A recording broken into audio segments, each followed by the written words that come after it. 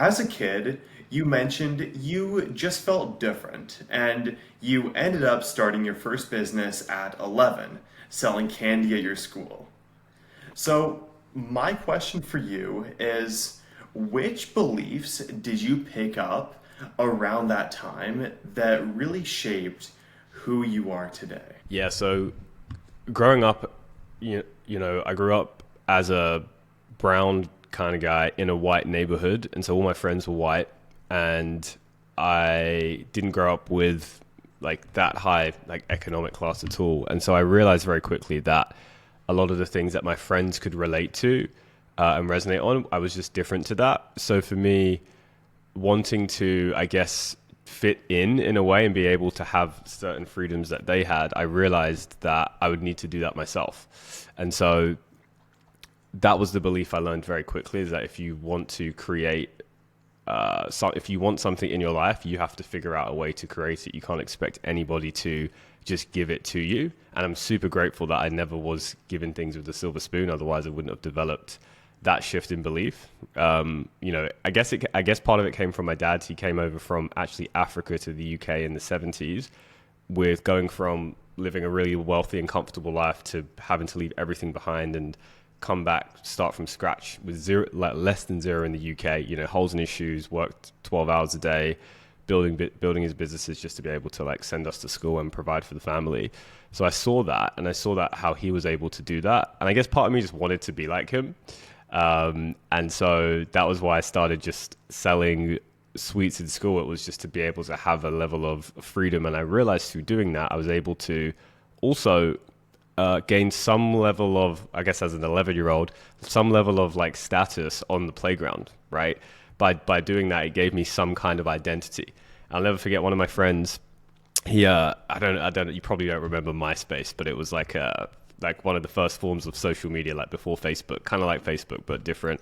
And he wrote a little bio on all of his friends. And I remember he put like, and this is Ebrahim, like he's an entrepreneur. And I remember like the first time I'd been viewed that way from somebody external. And I remember that moment, like it felt good to just have some kind of like identity at the time. Now going, on with the journey, I realized that actually identities are just self-constructed illusions, and identities can be useful or they can not be useful, right? So if you view yourself as, a victim who doesn't have as much as other people around him, then that's your identity. Whereas if you view yourself as somebody who can create whatever reality they desire if they put their mind to it and ask questions like, okay, this was tough, but why is this the best possible thing that could have happened to me?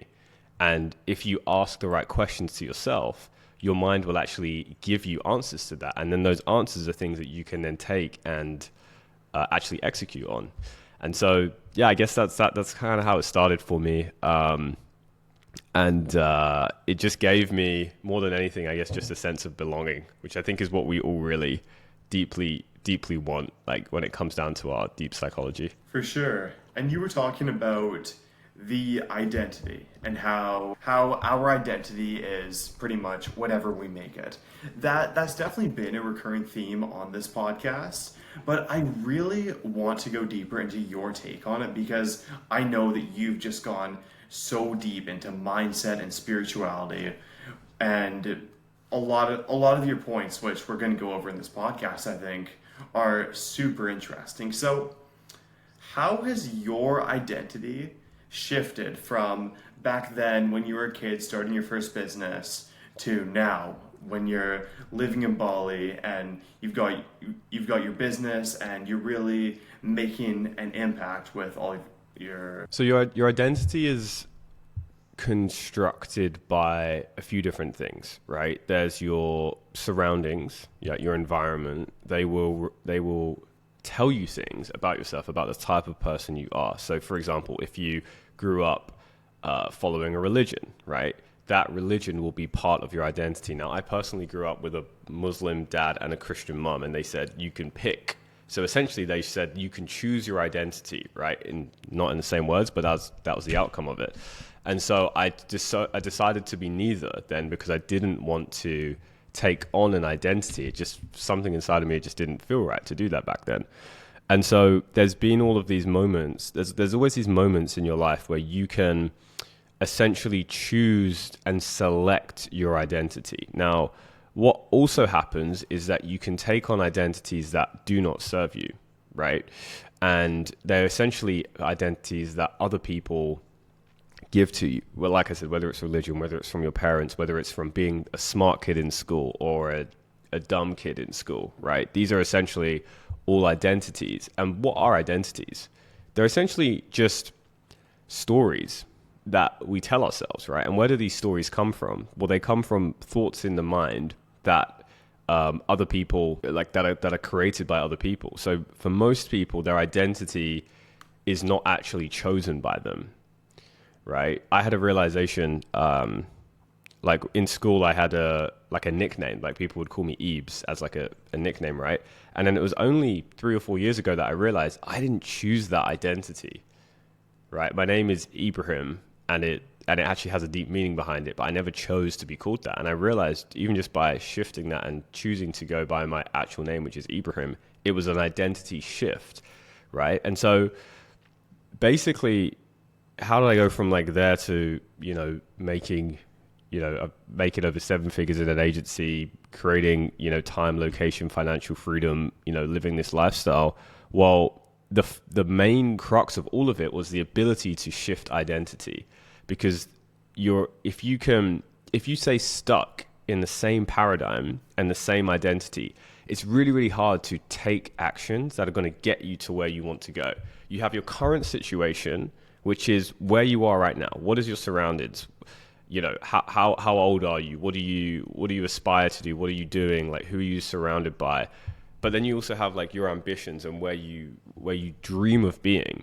And maybe you want to travel, maybe you want to, meet really cool people, maybe you want to make a ton of money so you can provide for your family as well, whatever it is.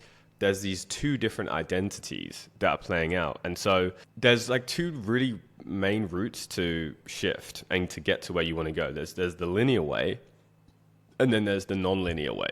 So the linear way would say, okay, I'm going to make a plan. I'm going to write every step down.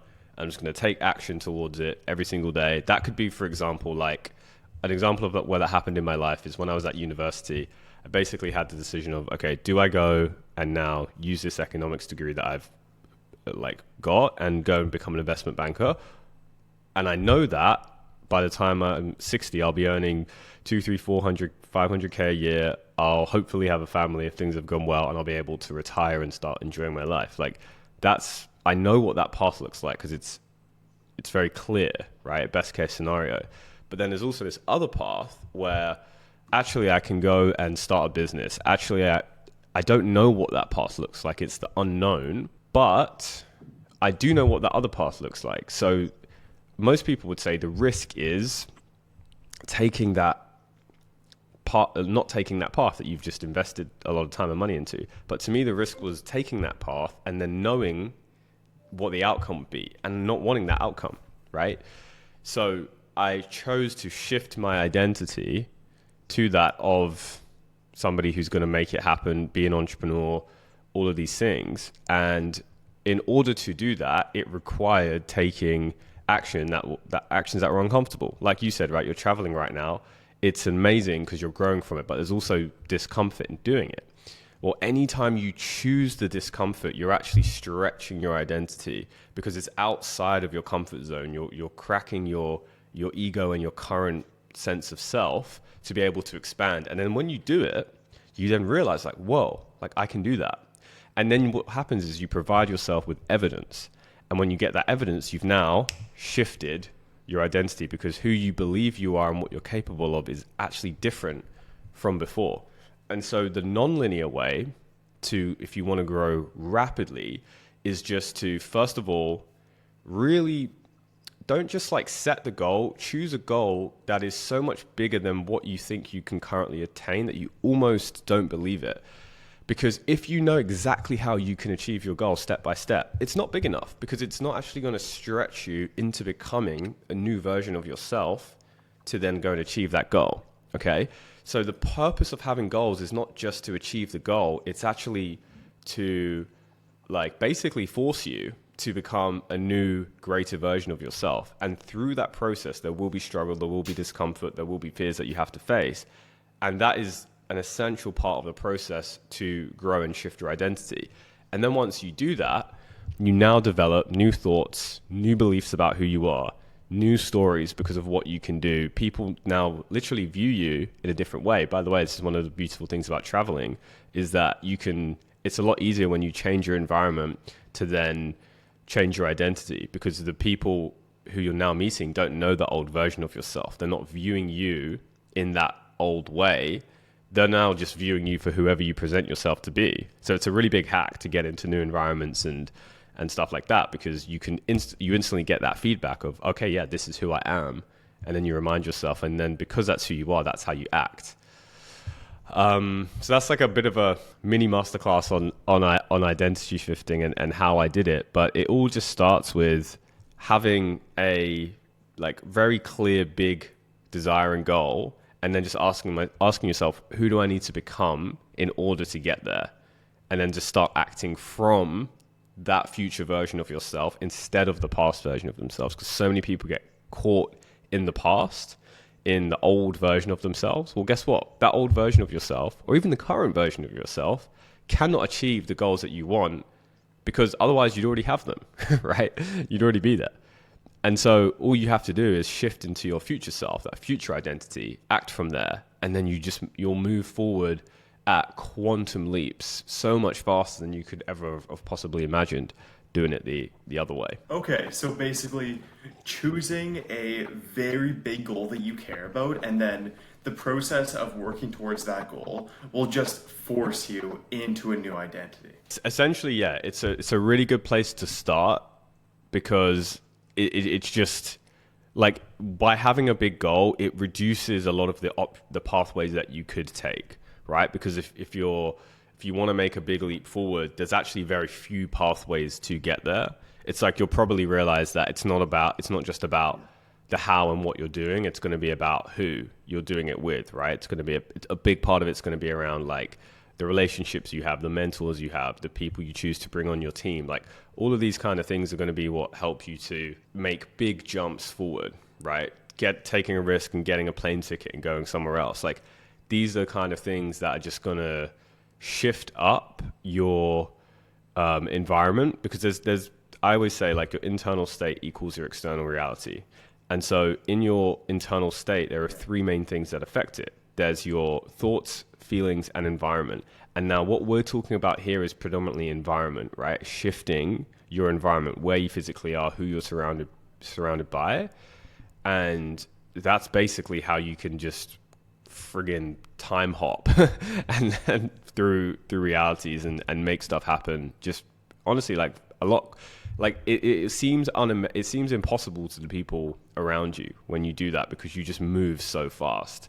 And that's not for everyone as well. Like, a lot of people don't want to do that, and that's totally cool. But if you're the kind of person who's listening to this who does have really big ambitions and knows that you're capable of really doing more, then this is just from my experience, like, this has been the best way I found to do it. Yeah, so I can definitely see that, and I can relate to that for sure in my own life. Like, me going traveling within the past month, like I was saying before, I've noticed so much growth, and I've noticed so much healthy discomfort that's really shifted my mindset. Like, I can feel my mindset just improving and me gaining self-awareness by the day.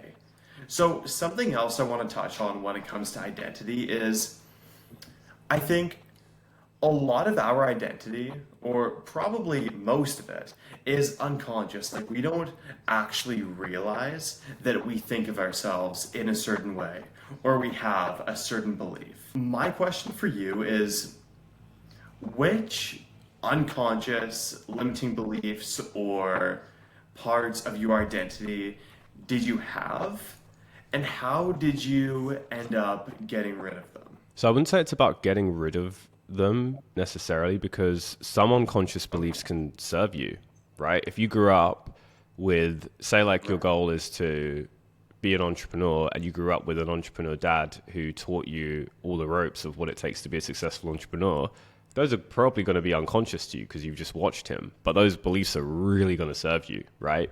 So I would say it's first of all about looking at what are your beliefs and actually examining them, right? So this is a process I did for myself. It was just like, okay, what do I believe to be true about the world, right? So do I believe that money is evil, or do I believe that billionaires are bad, for example? Part of me used to believe that. I used to believe that, well, why don't they just give their money away? They could end world hunger. They could end suffering, right? Like, how could they be so evil to do that, right? And so let's just take that as an example, because you asked for my personal experience. Okay, so if I unconsciously believe that, well then, if my goal is to build this empire, then part of me unconsciously is going to not want to build it because I believe that there is some negativity associated with money. Where did that belief then come from? Well, it comes from what I call matrix programming, right? You asked me before what it's like living in Bali, and I said it's just like being outside of the matrix is the only way I can describe it. You can do what you want when you want. You have complete freedom. If you want to go here, you just get on your bike, you drive there. You don't put shoes on if you don't want to wear shoes. There's no rules. You just do it, and it works perfectly. The society functions perfectly without all of these rules, right? And so in most of society, it's run by what I call these matrix programs, which is basically just unconscious programs that are being put into our mind to keep us controlled. And now look, I'm not some like big, I actually am a very big conspiracy guy, but this isn't even conspiracy stuff. This is just, it makes sense that this is how a society would be formed, because you have to have some level of like order, right? Otherwise you either have order or chaos. And that's like the way that society has had a level of order, right? So all these things are used to control you. And most of the time you don't even realize that they're controlling you. So if you take media, for example, things that are being, I mean, if you just look at regular media right now, right, with everything going on in the world, right, on the brink of World War III, like the elections, like all of these different things, right? Why do you think those are the specific things that are being shown to you? Out of all the different things that are happening right now, all of the amazing things that are also happening right now, why are those the specific things that are in front of your screen right now? Well, what it makes you believe is that is everything that's happening in the world. Exactly, right? You hit the nail on the head. It's fear. So fear is the ultimate mechanism of control. And we're at a point now in society where you can say I can say the word Trump in California, and people will visibly get angry and their biochemistry will change in their body, where their blood boils, because they believe he's an evil, like Nazi or whatever, right? So that is complete mind control. If I can say a word and you physiologically have a unconscious response, you are completely under mind control, right? And so that's how most of society is right now. They're completely just in a daze being controlled by this. And it's all the same shit that's been used since the beginning of time. Use fear, divide and conquer. That's how you ultimately control people, right? So you first of all have to say, okay, well, you have to realize that you are the only one who can control your life. And that first starts with taking radical self-responsibility for your own life. No one's coming to save you. The government do not care about you, right? There's actually very few people who actually have your back. Now, I say that not in a negative way. I'm a huge eternal optimist. I actually believe the world is amazing, and I think the world's just going to keep getting better and better. I'm the biggest optimist you'll ever meet. But I say that to give you a reality that if you can then, because I'm guessing it's mostly men who watch this podcast, like that's what you need to just have that first realization. Because when you realize that, you now have the power in your hands to make decisions about how you choose to live your own life, right? And so then you can just start looking at things. Okay, well, actually, like, is money evil? Like, who told me money was evil? Like, where did that even come from? Like, well, is that even true? Well, actually, if you think about it, what even is money, right? It's just created. It used to be something that was backed and had real value to it through a gold standard. As soon as that was taken away, money no longer had any tangible value because there's more money on computer screens than there exists in the world. If everyone wanted their money in their bank account, it would be gone like that because it doesn't exist, right? So it's made up and it's a complete illusion, yet it's the thing that is controlling the entire world. It's only because you and I both believe money has value, that a Canadian dollar is worth a Canadian dollar, that a dollar is worth a dollar, and a Great British pound is worth a Great British pound. It's because we believe that to be true, right? And so really all it is it's just neutral. It's just a tool for exchange. And so by even having a belief shift like that, you realize that it's neither good nor bad. And then when you have that realization, you realize, well, you can choose how you want to interact with it. And then as soon as you realize that, now that unconscious belief that may have been governing you, or like it used to govern me, that money is bad, has now gone. But you first of all have to become aware of what these thoughts, beliefs, and stories are that you're telling yourself. And you have to practice this. You have to meditate on this because your mind has tens of thousands of thoughts every single day. And most people's minds are driving them crazy. There's studies being done where they've tested and asked men, would you rather sit alone in silence for 10 minutes or would you rather be electrocuted?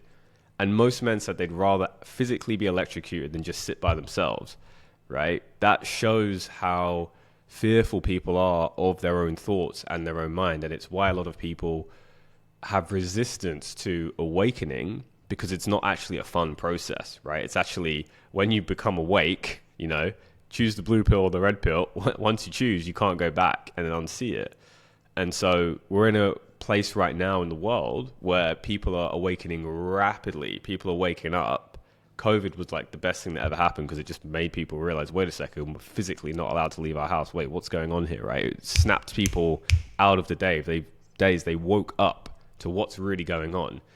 And that's what's happening right now on a global scale. So many people are waking up, and this is why I'm so optimistic. It's amazing because all you need to do is shine awareness on your own limitations, and your consciousness is just a representation of part of the overall global consciousness.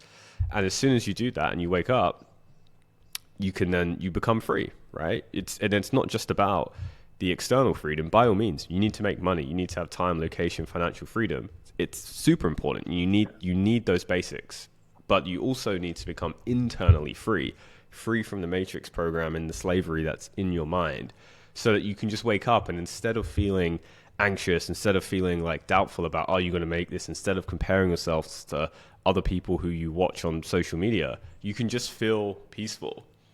And that is the state in which you can create amazing things from, not coming from just fear, right? Because if you create purely from fear, guess what? That fear is going to catch up to you. That fear will infiltrate whatever it is you build, because the foundation of that has got fear like integrated into it, right? And so the decisions you make will still be fear-based, and they will come back to bite you. So yeah, anyway, I could go on about that for ages, but hopefully that gives a bit more details on it. Yeah, please do, man. That was so interesting. And going back to what you're saying about the Matrix and like just how society and the news programs us, it's crazy to think that the whole reason why there were people staying in their house and like not talking to anyone during COVID, basically like ruining their own lives, was because they believed that COVID was bad, or they believed what the government had to tell them and just didn't question it. And then what you're saying about money too, like just the fact that someone believes money is valuable will control their whole life. Or let's say somebody believes that money is like the key to happiness, then that will control every single decision they make about money, whether they realize it or not. So I'm just super interested in all of this stuff about the Matrix that you have to say. What do you think are some other beliefs that the Matrix has programmed into us? Or maybe actually take us into your life. Which are some other beliefs that the Matrix programmed into you that you that you had to get, not necessarily get rid of, but more gain awareness of? Mm. Dude, there's so many of this. I actually have like a 3 month course within what I do in Conscious Entrepreneur, just going into these matrix programs. So it's a big topic, and it's kind of like opening Pandora's box once you get into it. But I'll give you like a couple of the main ones that helped me, and I think you and most people listening to this will be able to relate to. One, I would say, okay, because we've kind of talked about environment already. This is one of the biggest ones, right? It's basically your environment controlling you, right? Like if you've stayed in your same hometown and around the same people, you are the average of the 5 people you surround yourself with. It's proven time and time again. So that's honestly one of the biggest things you or anyone listening to this can change right now, is just to make a change in your environment, whether that is where you physically are. And look, if you don't have the means to go and buy a plane ticket across the world, just physically go somewhere else, like get on a bus or a train or friggin' on your bike and just go into a different environment, because that environment will stimulate different neural pathways, different thoughts, different beliefs, different emotions in your body, and it will literally just give you a different perspective on life. So that's even if it's just walking a different way to school or to work, like that already will start to change the pattern. Because and this one applies to everything, right? We talked about the conscious and the subconscious mind. Well, 95% of your thoughts are unconscious. So you think that you're steering the ship, but you're not. It's your unconscious mind. And so one of the easiest ways to change that and become more conscious is simply just to change your environment. So where you are, who you surround yourself with, very, very simple things. What you consume. There was a time where I didn't go on social media at all for 18 months while I was building my marketing agency, because I just knew that none of it was supporting me on my mission and journey. It was just sucking. Everything is trying to suck your energy, knowingly or unknowingly, right? And so you have to protect your energy, which first comes through controlling your environment. So that's one of the first ones. The second one, I would say, it ties into one of the things I just said, is information overload, right? Nowadays, the problem is not lack of information. Back when I started, I'm like an old man now for this space. I just turned 30, right? Back when I started, there was no information. Thanks, bro. Thank you. But when I started, there was no information on how to, say, like, make money online, for example. Well, like you had to hunt for it and find it in like random little forums and stuff, right? And nowadays, the great thing is that information is readily available at your fingertips. You can find out anything you want pretty much for free in terms of the information, right? But the problem with that is now that there's too much information. So most people's problem is now, okay, well, there's all of these opportunities. How do I know which one to pick? Because I could do that, I could do that, I could do that, I could do that, right? So this is actually one of the programs now that's keeping people stuck, because that information overload leads to analysis paralysis, where you don't take action on something. If you're young listening to this, let's say you're like 17 to 25, the best thing you can do is just try shit. Like, and this was advice that was given to me. I met Gary Vee a few years ago. Big dude on social media, runs a big marketing agency, big personal brand. A lot of you guys will probably know who that is. And the thing he said to me was just, look, you're so young, just try stuff, right? You might be the best surfer in the world. You might be the best wine connoisseur in the world. Like, you don't know unless you try. If you're, young, if you're in your teens or 20s, you have the one asset that every single other person in the world wants and can never get back, which is time. So use your time to try stuff and gain real world experiences. The problem now is that people like just don't have real like life skills, like the ability to just communicate, the ability to know like what happens if a friggin' light bulb goes out in your house. You have no idea what to do, right? So like just gain physical life skills, and through that you'll learn like the real important things that you need, and you'll also learn, most importantly, what you do like, but even more importantly than that, you'll learn what you do not like. It's a fallacy that you just find your purpose in the thing that you love.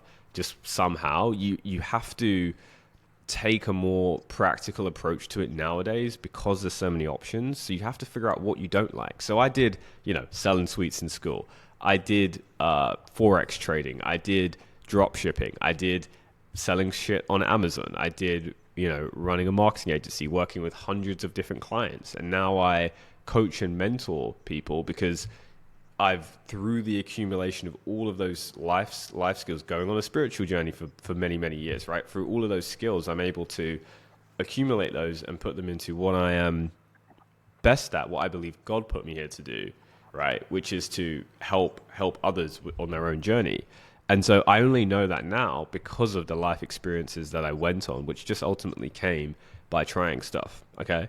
So that's the second one. I would say it's like information overload. We talked a little bit already about money. Like most people are just simply a slave to money because you either put money on a pedestal and you worship it, right? You can't, like, whether you believe in God or not, like everyone is spiritual because you have a spirit. Like you can't, if you're worshiping money, then you're not, by default, you're actually putting too much importance on it, right? And anything that you put too much importance on will move away from you. There's a great book called Reality Transurfing, which is a little bit more, it's a thick book, but it's basically saying that there's this thing called excess potential. So if you really, really want to make money, or if you really, really, really like this girl, you'll notice that it's actually kind of hard to do. It feels tough. It feels like there's resistance and you don't know why. The reason is because you are placing too much importance on that thing. And so as soon as you can learn to detach and not put it on a pedestal, guess what? That's now a magnetic energy and force that is undescribable to another person, but it actually draws it to you. This is where like the law of attraction stuff comes in, and you can use quantum physics to justify how this works. But without even needing to go into all of that, just think about it like in your life when you just weren't interested in this girl, or you weren't interested in that thing, and it just for some reason was showing up in your life, like, but you didn't even really care about it. That's the exact, and you can all think of an example of that in your life right now, right? Well, it was that energy of not needing it and detaching from it that drew it to you. So when you place this to money, when you don't place as much importance on money, it will come to you because that's just the nature of the universe, how it works, right? So that's another one. I would say I'll give like maybe one or two more big ones from these programs. One is what I call reality limiter. Now, this is basically what keeps you either stuck in your current paradigm and identity or enables you to just go off and do amazing things, right? You choose your reality, right? So let's say right now, if I was to say to you, Samuel, do you believe it's possible that you could find $1 million on the floor if you just walked outside today? Yes or no? I wish. Yes or no? Do you believe it's possible? No. Cool. So here's my take on that. And I think most people would probably agree with that, right? I would disagree. I would say it is possible. Now, do I think it's probable? I don't think it's probable. I think it's unlikely. But this is the thing, right? If you have any definite beliefs in your life, that is what will happen, right? So if you don't believe that there's even 1% or 0.1% possibility of something happening, you are closed off to that potential, and therefore you will never experience it. This is why belief is the most important thing. Like belief and mindset is the most important thing to get to 10K a month, right? Which is what everyone wants to get to. It's because of this belief, right? And so I choose to believe that is possible in my reality because I understand how this works, and I'd be dumb not to, right? Now, am I expecting that will happen? Am I banking on that happening? No, I'm doing my stuff and I'm going about my day and I'm working smart, but I choose to believe that it is. And the funny thing is like, dude, I'm going to Dubai in a few weeks and I'm going on the biggest yacht in Dubai. It's a 3-story yacht, which I'm not even paying for because my friend is inviting me, wants to come. I'm going to a $15,000 mastermind, which I'm also not paying for because I'm facilitating something at it, right? And so this trip that would have cost tens of thousands of dollars, I'm not even paying for, right? Because in my reality, that's just normal and that's completely possible, right? So you can see how money has come in, but not in the traditional way that you would think, right? You would think that, okay, well, I need to make this money, I need to do this business, I need to earn it, and then when I earn it, I can then like spend it on stuff and buy stuff. But that paradigm is what keeps you stuck in your current reality. If you don't believe it's even possible, so it is, right? So this reality limiter is something that is, again, it's unconsciously programmed into you of like, this is what you can do, this is what you can't do. But all you need is one person to tell you and show you that no, it is possible, for you to then choose whether you take on that belief or not. If you choose to take it on, buckle up, because it can happen, right? It truly can happen. And it's like there's a fine line between being delusional, that's another program, and also being practical. With this stuff, you can take it too far and just like live in like woo-woo land, which doesn't serve you. So I'm not saying to do that, but you have to realize that these things are possible, so that you can then have it in your own life. It's the only way. There's a couple of, I would say, the main ones. There's honestly like, I have like 30 different ones and we'd be here for like 3 hours if we went into all of them. But hopefully that gives like a little bit of context for people. For sure, that gave me a massive epiphany, and it made me realize that I've had something like that in my own life as well. Like when I first started my podcast, for some reason I believed that, oh, there's no way that I can get bigger guests on my podcast like you and some of the other people who I've interviewed, and because of that, I just didn't even try. I didn't even send the message asking if somebody would want to be on my podcast, because I unconsciously thought that they wouldn't want to. But then as soon as I just gave it a try, and then I got a guest who I didn't believe I'd get, I was like, holy shit, a whole world of possibilities just opened up to me. And it wasn't like those possibilities physically opened up. All it was just a simple perspective shift. So it's insane how powerful that is. That's it, right? You took an action that you didn't know whether it would lead to the outcome you wanted or not, but you just took it anyway. And then then your reality reflected back to you, here, this is possible. And now you have evidence to now know that it's possible. You don't just believe it's possible, you now know because you've physically done it, right? I've seen some of the guests you've had. They're like huge dudes, right?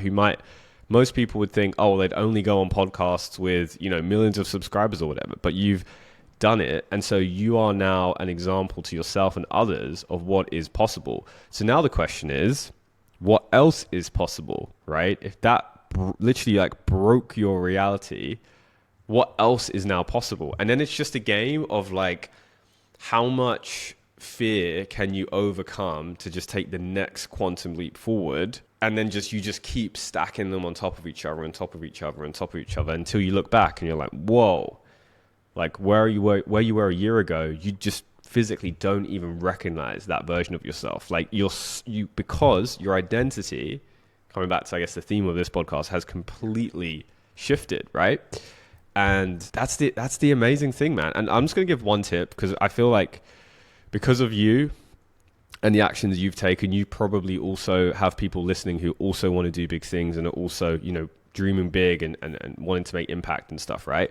So I'll just give you one little tip, because this could be helpful for like one or two people, is when you do this and when you shift identities really fast and your reality changes fast and your belief changes fast, you do have to go through a process of letting go of, whether it's like beliefs, whether it's people who are no longer aligned to where you're at, or spending less time doing certain things or in certain places or around certain people.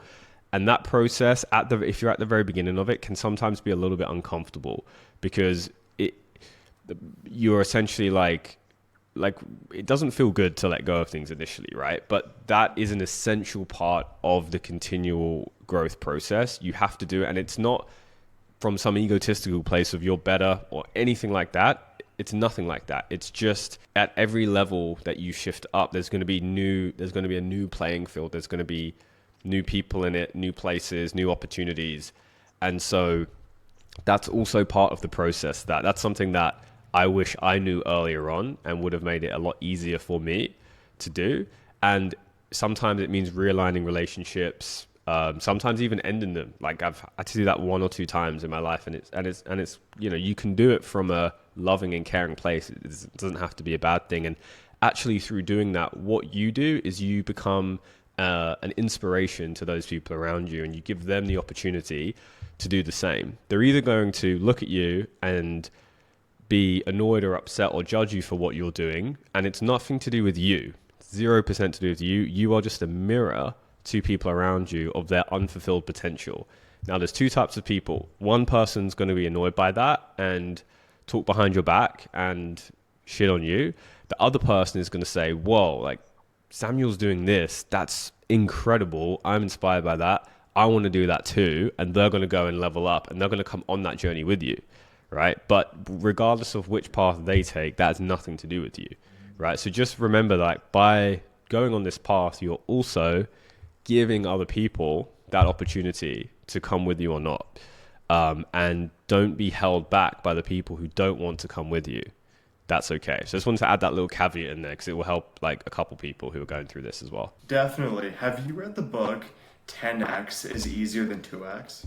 Oh yeah, I love Dr. Benjamin Hardy, man. It's one of the modules in my mentorship program is literally based on that.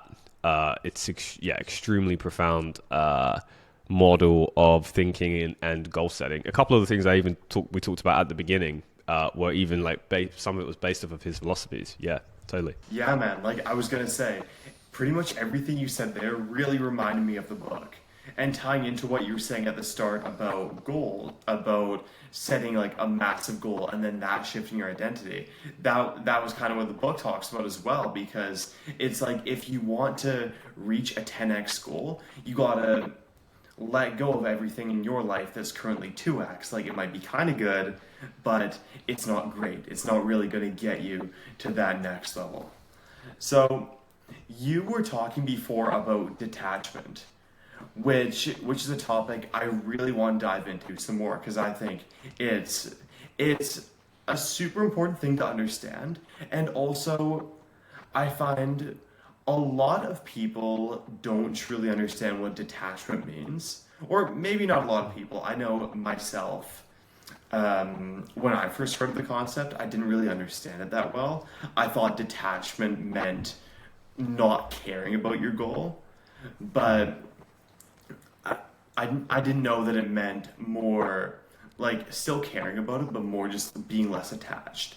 So when was the moment in your life that you realized detaching from your goals was important? Like, was there a certain experience that really flipped that switch in your mind? Yeah, there's multiple, man. So there's certain lessons you learn along your journey that are really foundational, and you actually realize that there's not actually that many things that are important to know. There's all of these different information sources and books and whatever, but actually there's a few core lessons that if you just focus on those things and getting really good at them, you will have everything you want in life. And detachment is 100% one of those things. Now, here's the thing. You can make a ton of money and have a load of external success without understanding attachment. Plenty of people do it. Now, they probably subconsciously use it, but they don't know why they're getting the result that they're getting. So I'm just saying that from an external perspective, like just being real, you can have success without this, but success without fulfillment is the ultimate failure. That's a quote from Tony Robbins, one of my favorite guys on this, right? And so the internal part of it is really where detachment starts. And so what also happens is this is one of the mechanisms that goes into non-linear manifestation, right? Like we're talking about with the 10x is greater than 2x, right? That is non-linear manifestation. Things are happening non-linearly, right? They're not step by step, they're exponential. And so detachment is one of the things that happens with that. So oftentimes what will happen is when you set, like, where are we now? We're in just the beginning of Q4. A lot of people are probably going to reset their goals, or more particularly in January 2025, right? Everyone's going to set their goals. You're going to set these big goals, right? I want to make this much money. I want to be in this shape. I want to have this relationship. Cool. Now, that's going to be really exciting for you, right? For about 12 days. And then what's going to happen is your level of motivation is going to start to drop. Why? Because you've put in all of this energy, and great energy, and probably a lot of action, which are all good things, but the result has not come yet. And so your level of motivation is going to go down. Your level of belief is going to go down. Your level of desire is going to go down.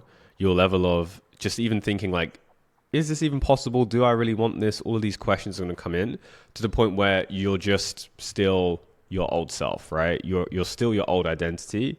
You haven't gone through the process enough to actually shift yet. This is why 99% of people fail at their goals and resolutions. And so the detachment piece comes in where you still set that goal, you still have the thing that you want, but you remove the need for it to happen right now. Now, this is hard if you have never come across this concept before, because it's a human innate mechanism that you're basically going up against, right? Because again, you're programmed to want these things. And some of them are just human innate desires, like wanting power and status and belonging and women, and like all these things are just hardwired into you, right? So you have to, first of all, become much more aware and conscious of what these things are as they're playing out, right? And how can you do that? Well, meditation's a great place to start. That just means to become familiar with yourself. If you're somebody who struggles with meditation, like I often did, a big thing that I personally recommend is breath work.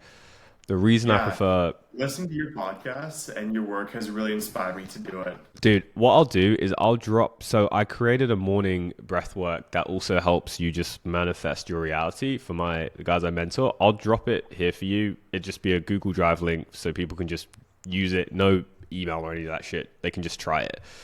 And so...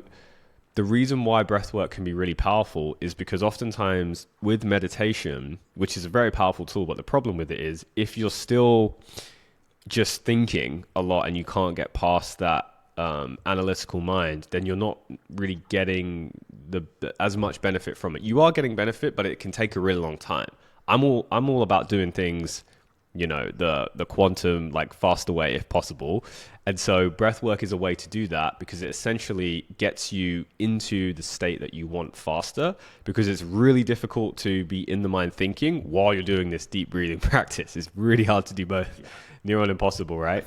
So within under 15 minutes a day, you can get into a state where you're becoming so much more aware, raising your consciousness and also connecting to your future reality. And the key thing here is to be able to feel the emotions associated with the goals, with the future reality that you want. Not just think, feel. Why feel? Because everything has a vibrational signature to it. Your thoughts, your feelings, everything around you is made up of atoms vibrating, right? This isn't like woo-woo stuff. This is just literally science. And so by feeling it, you're creating more energy, right? And it's actually that energy that is going to, one, give you the energy to take the actions towards your desired reality, but two, also attract it in, because like attracts like, right? Just think about it super simply, right? If you wake up and you're in your head and you're insecure and you're anxious and you don't feel like you're good enough and you judge people, what kind of opportunities and people do you think are going to want to come into your life, right? Versus if you are really present, if you're high energy, if you're charismatic, if you have a really high level of confidence, if you're really sharp, what kind of opportunities and people do you think are going to come into your life, right? Obvious. And so by doing a practice like breath work, it can be the thing that helps you to actually just practice being in that state. And then the more you can be in that state, the more again you can shift, right? And what it also does, again, tying it back into detachment, is it enables you to come into the present moment. And when you're in the present moment, which is the only moment that exists, you are not attached to things like your desires that you want or the things that you're running away from in the past are you're no longer thinking about those. You're just present in the moment. And when you're fully present, that is when you're really creating. That's where the magic happens, right? That's when you're able to access flow states, for example, and be able to just get into the zone, and you just worked for 4 hours and it's gone by like a minute and you've just made a ton of progress. That's because you're present in the moment in that flow state. So the more you can access that, the better. And so really with detachment, it's just recognizing that you still want things, you still have goals, but you do not need those things to happen. And as soon as you remove the need, what happens is you take it off the pedestal and then it comes to you, right? And I have tons of examples like this in my life when I've hit revenue marks, like hitting 50K a month in my agency. When I hit that the first time, I didn't even know I hit it until after, because I literally just wasn't even focused on it. I was just focused on, like, I was loving the process. I was enjoying it. I was growing. I was in this flow state. Things were happening. I was taking big action, and then it just happened, right? That's when these things, or meeting people. Like last year, I was hanging out with Luke Belmont. He's currently here in Bali again. We were hanging out, going to the sauna, chilling, like he invited me to his events. And the previous me would have been like, wow, like this guy is, you know, like somebody who I put on a pedestal because he's famous or whatever. This version of me, there was no attachment. And that was why would ask me. He was like, here, running this event, it's tens of thousands, just come to it. I just want you to be there. Why did he want that? It's not because I'm so special or anything. It's just because I am unattached and I'm comfortable in who I am and present. And that is actually extremely valuable. And the more successful people you get to start and meet, the more you realize that is what they actually value. Because how much money you make and all this shit, like they don't care about. Like they already have that. And there's so many people who already have that. It's not actually a scarce resource. But being internally grounded and present and being in good energy and being unattached, that is rare. That is scarce. So if you can do this inner work now at this stage of your journey, you just you separate yourself from everybody else, and it's not even a thing that you can like quantify exactly in a way. It just happens automatically and affects everything that you do. I could go on forever about how, like, different ways it's helped me, but those are a couple tangible ways of how detachment's helped. Yeah, and in my life, a big part of detachment has been self-belief. Like, if I'm extremely convicted in my ability to achieve a certain goal and just have a lot of belief in myself, then I'm going to be less attached to that goal. What are your thoughts on that? Yeah, it's a really good point you brought up. I think there's two parts to that, right? There is the conviction part and what effect that plays in order to get you towards your goals. And then there's also how that relates to detachment. I've never thought about the relationship between conviction to detachment in much detail. Maybe it will come through, but in terms of conviction, this is the number one soft skill that if you develop this, you can, again, you just set yourself apart from 99% of people, because basically, like, most people's limiting belief is around self-worth and being good enough, right? And self-belief. And there's a whole host of things that other fears that play into that, but that's essentially the root of it.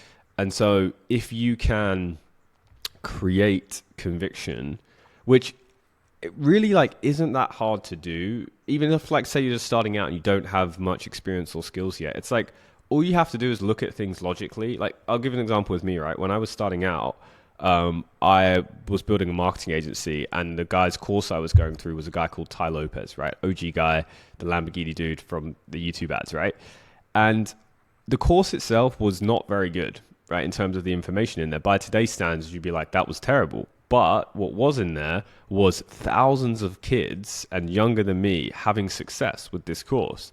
So that alone, I looked at and said, well, if this kid can do it, so can I, right? And that's just like a very simple way to give yourself conviction. So how can you apply this in your own life? Well, if you want to do something, and this is where it comes back to thoughts, mindsets, beliefs, look at people around you who have done it. Now, if you currently look at people and think, oh, well, they're already doing it, and therefore it's saturated or the competition's too high, that's your belief, and you need to change that. What you need to change it to is, well, they're already doing it, which shows that, one, it's possible because it's already being done. It shows that the model is already validated. It shows that you can do it too.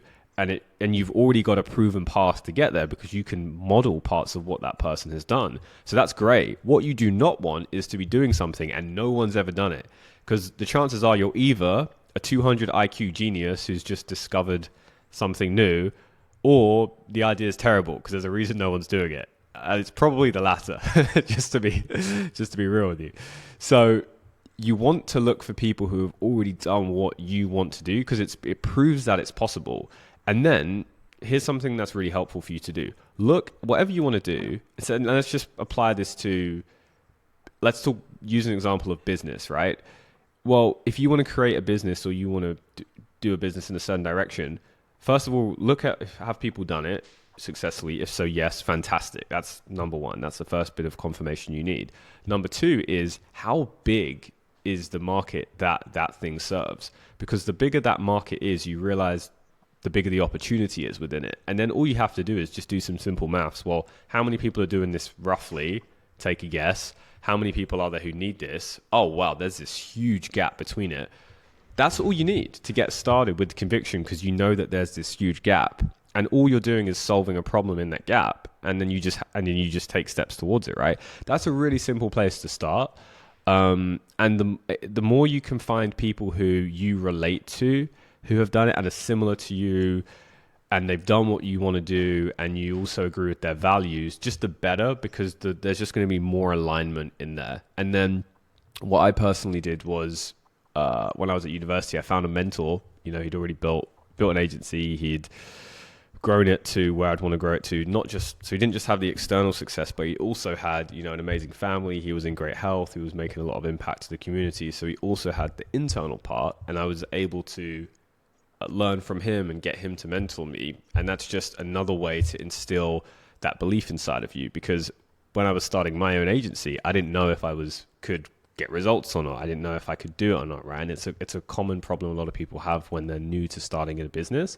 Well, through finding that mentor, he gave me an opportunity to work with one of his clients, and I was able to do it, right? And I remember he said to me, he just said, bill me your hourly rate at the end of it when you're done. And the first thing I did was Google, how much does a marketing consultant make per hour? Because I had no idea. And I remember it was like £83, and I made like £1,000 from that project. And it wasn't so much about, in comparison to what I was making in retail, which was £6.50 an hour, going from that to £83 an hour for just sitting in front of a computer for a little bit was a belief shift in itself. But more importantly, it gave me the belief that it was possible, which gave me so much more conviction, right? So the more you can just build your own conviction in yourself, provide evidence for yourself that you can do it, the more that will grow. And that's what people are buying. They're buying your belief, certainty, confidence, and conviction, because most people are just sleeping sheep looking at somebody to follow. So if you can be that person by showing up for yourself and then giving that to others, whatever you decide to do, you'll be successful at, because it's that conviction that is transferred, nothing else. The most convicted person in any relationship, negotiation, group will always be the one to come out on top. Always, 100% of the time, even if they're not right. So use it with caution and make sure you use it for good. Yeah, that's a great point. And it really goes back to what you were saying earlier about it's simply inspiring other people, and other people seeing you go after your goals, be super convicted. And then by you doing that subconsciously gives them permission to do the same. They're like, oh shit, if this guy's believing in himself this much, taking these big leaps and really is working hard towards these big goals, I got to do the same. And yeah, it just makes a good impact on other, it makes a great impact on other people. So I just got a quick question for you. I know we're a bit over the time limit. I got a few more questions I want to ask. So do you have maybe 15 more minutes? Yeah, let's do it, man. Appreciate it. So another topic I've been really wanting to dive into with you is your view on masculinity. So you were speaking before about 2021, the year you became a woman. My question for you is, what did that whole year teach you about being masculine? Yeah, man, this is a good topic. So, first of all, what I'll say, just to give a bit of context for people to understand the current state of this, is we're in an epidemic right now when it comes to masculinity, because suicide is the biggest killer of men under 45, right? Most men under 45 are literally killing themselves. So something is seriously wrong right now when it comes to masculinity. Why is that the case? Well, most men in the Western world now feel worthless, right? Because they don't feel as needed in society.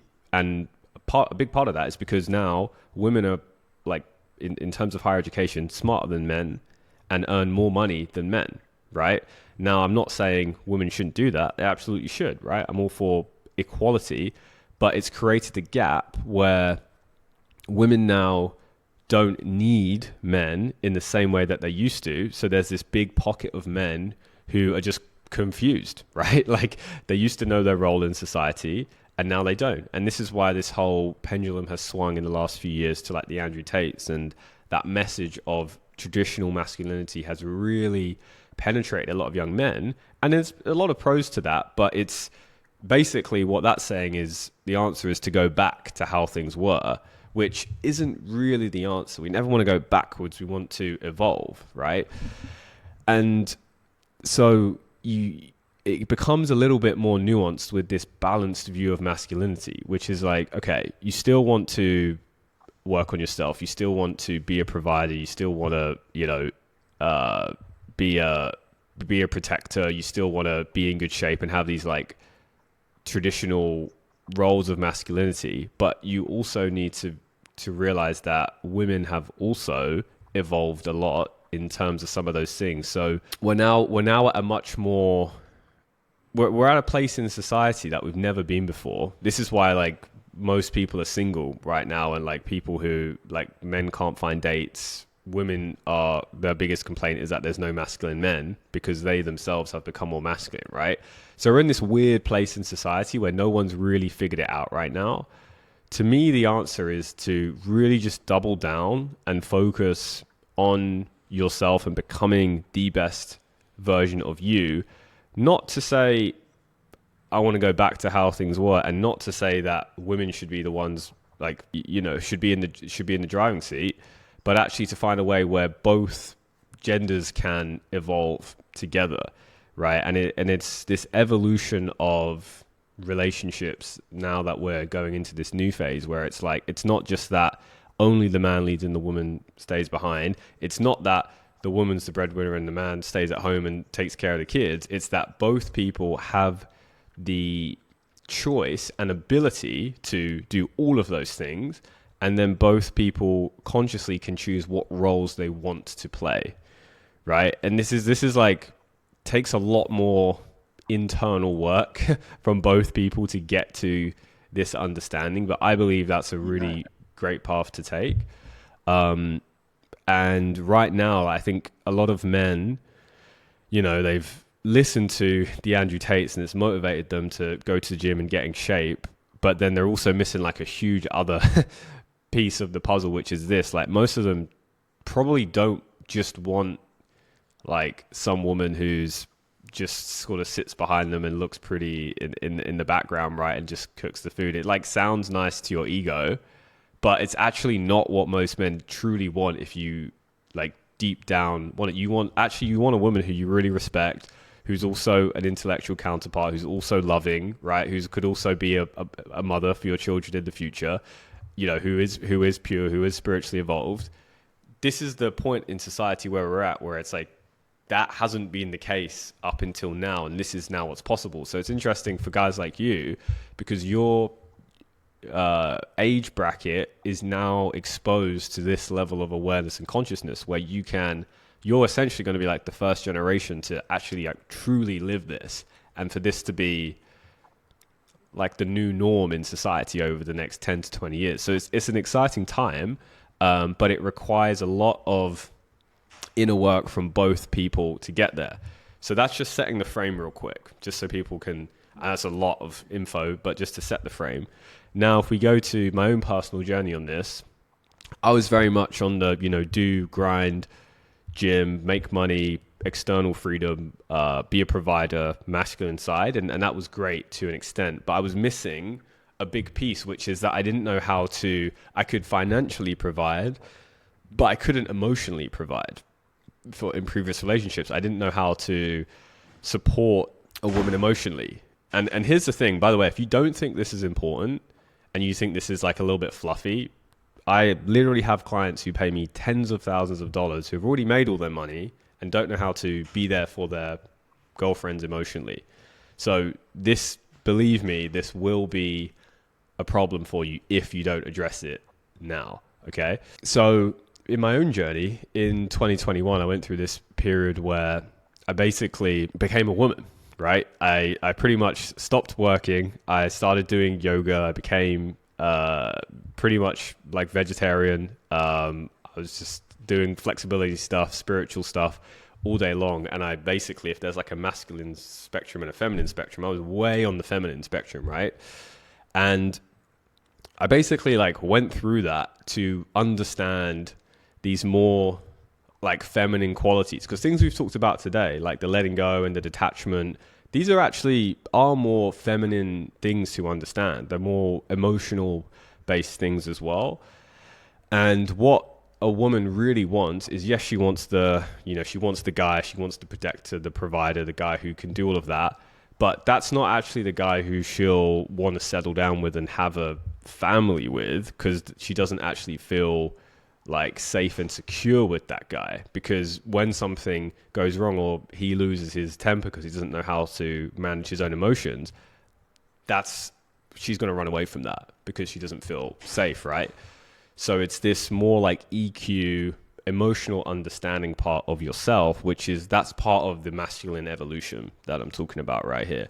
And I personally went like really far onto that side because I was just figuring this shit out as I went along, right? You can now sort of learn from my experience, hopefully, and realize like maybe you don't need to go that far, but just start like tuning into your emotions now and just like actually paying attention to them and feeling them and experiencing them. And it doesn't mean you have to become emotional, and it doesn't mean you have to become reactive to life, but it means you can start to just understand and take responsibility for your emotions. And when you do that, you become less reactive, you become more detached, which is again a central theme to this conversation that we've had today that's going to help you get to where you want to go. And it's what it's what will just set you in a standalone category in like the dating pool. Like me and my girlfriend went on a podcast like a year ago with a big YouTuber, and he asked one with Hamza, right? Yeah. And he asked her what was the thing you found attractive. It was great. Yeah.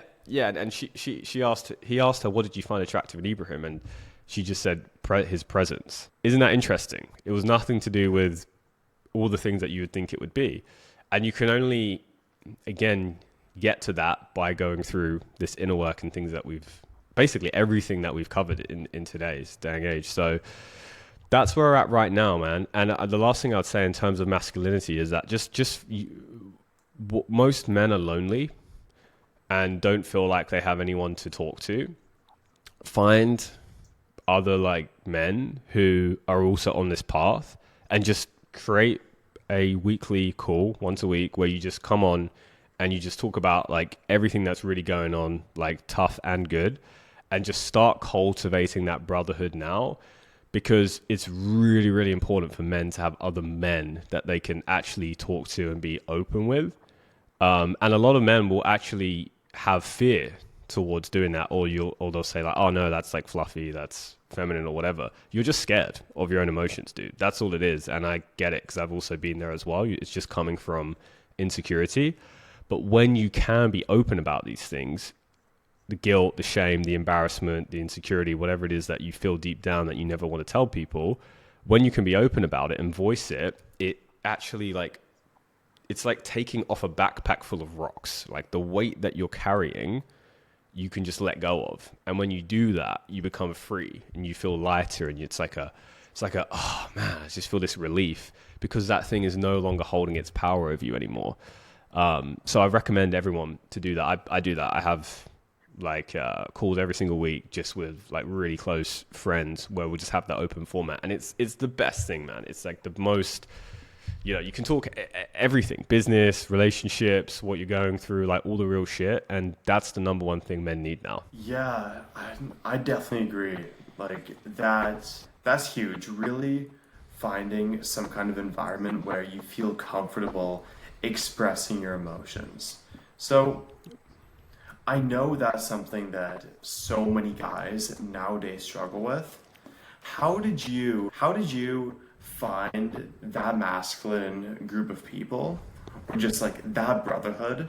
And what would be your advice to the people listening to this to really find and create that brotherhood for themselves? Yeah. So for me personally, both like 9 out of 10 people that I know and surround myself with now, I've actually met through online courses or masterminds or group coaching things or events. And I think the reason for that is twofold. Number one, if you're going to something like that, you've already self-selected that you're a type of person, right? If you're in that community together. Also, if you've paid money to be into it, then it also just Like shows like attention. Exactly, right? You're just dealing with people who are more likely to be like just a high quality of person, right? Like they're taking it more seriously. Now, you don't have to do that. You can there's plenty of free ways too, which I'll get into, but that was just my personal journey. So that was it. So I said I didn't know anyone when I moved to Bali. Well, there was one guy I met through one online course, which honestly wasn't that good, but I met one guy through it who's one of my closest brothers here today. He's actually staying with me here in Bali at the moment. And we can, help each other with anything. Like yesterday, we sat down for 5 hours together, and he helped me create like a new VSL, right? Or like another day, I'll help him move through something troubling that he's going through, and just having that kind of support, just gives you so much, like such a level of strength that it's indescribable how much strength and courage it gives you when you have that. So that's where I usually meet. That's where I've met most of mine. And now if you don't have like money available to invest right now, that's also fine. You can be the one to create it, right? If you're listening to this and you're like, I want that, you be the one to take responsibility for it. Get 2 or 3 friends together who you think are also on the same path and say, hey, we're going to meet once a week. We're going to either jump on a call on Zoom or we're going to meet in person. And then we're basically just going to talk about, okay, what are we moving towards? What are our goals? Let's hold each other accountable to that first and foremost, right? So we have a low level of social accountability because that's essential when you're doing this by yourself. You need some accountability. And then what are we actually struggling with? And let's be real. And if you can be the one to be the most vulnerable and the most open, like you said earlier, you give people permission to then also go there. It just takes one person to be the one to open the space for everybody else. So you be that person. You create it. And if you're the one to create it, again, you're stepping more into this new identity, right? Of a leader, of a successful person, etc. So go and create that right now. You can start with a couple people and then just stick with it, right? Stick with it, stay consistent with it. And you'll be surprised by just how something as simple as meeting for 1 hour a week with that intention can completely change everything in your life, right? It gives you a safe space, talk about what's really going on. It's like therapy, man, but you can just do it with your bros for free. And the reason why this doesn't happen for men typically, just to give you the opposite side, and why women are, this is totally normal for women, right? To like talk about this stuff together, but for men it's not. And it's just because of men, we have a bigger ego associated with it. So you think that it makes you seem weak, or you should be able to figure it out by yourself, etc. And it's just your ego, man. That's all it is. So if you can realize it's just ego, then that doesn't need to be the thing that's holding you back, because it's just trying to keep you safe in your current reality. But if you have big goals, remember, you have to overcome that ego. You have to detach from it. And so be the one to start it in your hometown or wherever you are with your friends, and they'll thank you for it as well. You'll be a freaking hero for them. Yeah, like you said, even just 2 or 3 people can be a complete game changer. So I know we're definitely running a bit over time. I don't want to keep too much of your time. So the last question that I ask to all of the guests that come on this podcast is, what do you want to do before you die? Like, what is the number one thing on your bucket list? Oh, that's a good question. Number one thing. It's interesting because in this year, I've really found my, I would say, purpose in terms of what I'm doing with Conscious Entrepreneur and this community of like-minded conscious entrepreneurs that we're building.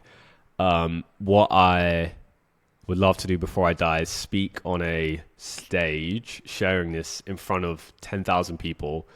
And I envision it like being like a Tony Robbins style event, because those were the seminars I used to go to when I was 19, 20, 21, 22, and they really changed my life. And so I would love to be able to share this message just on a huge stage. And the reason I say on a stage is not because I like want to be on the stage, it's because that type of public speaking would be the thing that I'd be super fearful of, being in front of a crowd that big. So I know that is the goal that would pull me outside of my comfort zone and help me shift and help me go into that identity. So if I did that, to be able to share this message, that'd be awesome. Man, that's amazing. And I love hearing people's big goals like that, because like we were talking about in really this whole conversation, it really inspires me to think bigger. So Heck yeah, man. that was amazing talking to you today, Ebrahim. Thank you for coming on the podcast. And how can both me and the listeners best support you from here on out? Yeah, first of all, I just want to say, man, thank you for inviting me on, and you have a real skill and gift for this. I've been on quite a few podcasts, and you've done, like, I'm sure you hear this all the time from your guests, but you do a really, really good job at doing it, and it's partly because of your questioning, and I can tell you've done research, which is part of it, but it's also your ability to create real presence and flow and genuine curiosity in the questions that you're asking. So I just want to give you like feedback for that you're doing an amazing job at what you're doing. I already know like how much potential you have and how big you can grow this thing, man. So I just want to say that to you first. Bro, thank you so much. I gotta say that completely made my day. And I just want to touch on quickly what you're saying about the presence. It's been a skill that I've really been trying to work on this whole time I've been doing the podcast. And I treat these podcasts almost like a meditation. Like I'm trying to meditate on your words, which I think's really helped. Just putting all my energy on like focusing on what you have to say. And you can, as the guest, you can feel it, which is why it has this like sense of flow to it as you're going through it. So, dude, yeah, friggin' amazing job, dude. Just keep doing what you're doing, man, and keep just like making those leaps and taking those chances to keep going and going and going, because you're like if this is where you're at now and this in your journey, my God, like imagine 6 months, 12 months time, 2 years time, you're going to be having millions of people listening to this thing. And then yeah, dude, for me, I'm just I would say Instagram's probably the best place to find me. I post a bunch of stuff there. I also do YouTube. And yeah, if you have any questions or things you go through, I answer all my DMs personally. So if you need any sort of pointers or want to connect, always open. And yeah, that's it, man. Amazing, man. And I just want to add for the listeners, Ebrahim has done a bunch of amazing podcasts. and I would highly recommend you check out not only his podcast, but his other content. I listened to two really good podcasts that he did. One that you mentioned before with Hamza.